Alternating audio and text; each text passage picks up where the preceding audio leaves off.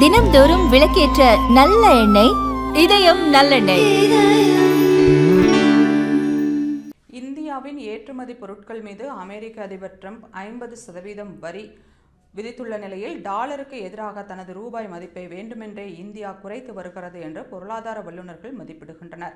இன்றைய நிலவரப்படி ஒரு அமெரிக்க டாலருக்கு நிகரான இந்திய ரூபாயின் மதிப்பு 88.15 ரூபாயாக உள்ளது. உள்நாட்டு தொழில்களை மலிவான இறக்குமதியிலிருந்தும் பாதுகாக்கவும், ஏற்றுமதிகளை போட்டித்தன்மையுடன் வைத்திருக்கவும் உலக நாடுகள் அவ்வப்போது தங்கள் நாட்டு நாணயங்களின் மதிப்பை குறைக்க அனுமதிக்கும். கடந்த சில ஆண்டுகளாகவே அமெரிக்க டாலருக்கு எதிரான இந்திய ரூபாயின் மதிப்பு 2 முதல் 5% வரை குறைந்துள்ள நிலையில் 2019 முதல் டாலருக்கு எதிரான இந்திய ரூபாய் சராசரியாக ஆண்டுக்கு 3.3% வரை குறைந்துள்ளது.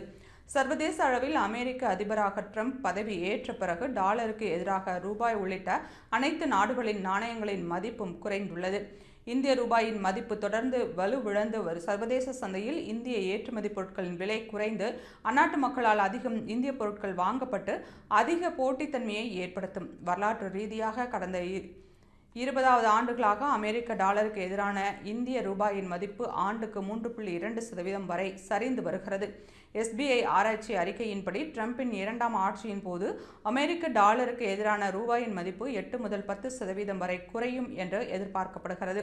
அமெரிக்க டாலருக்கு எதிரான இந்திய ரூபாயின் மதிப்பு குறையும் போது ஏற்றுமதியில் ஈடுபட்டுள்ள ஜவுளி, மென்பொருள் மற்றும் மருந்துகள் உள்ளிட்ட துறைகளை சேர்ந்தவர்கள் பலனடைவார்கள். இந்நிலையில்தான் ட்ரம்பின் 50% கூடுதல் வரி விதிப்பால் அமெரிக்காவுக்கான இந்தியாவின் ஏற்றுமதி பாதிக்கப்படும் சூழல் ஏற்பட்டுள்ள நிலையில் அதை எதிர்கொள்ளும் விதமாக இந்தியா அமெரிக்க டாலருக்கு நிகரான தனது ரூபாயை மதிப்பை வேண்டுமென்றே திட்டமிட்டு குறைத்து வருகிறது என்று வல்லுநர்கள் மதிப்பிடுகின்றனர். அமெரிக்க டாலருக்கு நிகரான இந்திய ரூபாயின் மதிப்பு தொடர்ந்து வீழ்ச்சி கண்டு வருவதன் மூலம் அமெரிக்கா விதித்த வரி விதிப்பின் தாக்கம் இந்திய பொருட்கள் மீது பெரிதாக இருக்காது.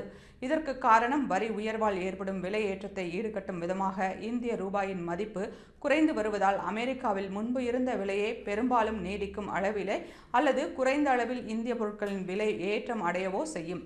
இது 90களில் இருந்து அமெரிக்காவிடம் சீனா செய்து வரும் தந்திரமாகும். அதே பாணியில் மோடி தலைமையிலான இந்தியா தற்போது செய்து வருகிறது என்று வல்லுநர்கள் மதிப்பிடுகின்றனர்.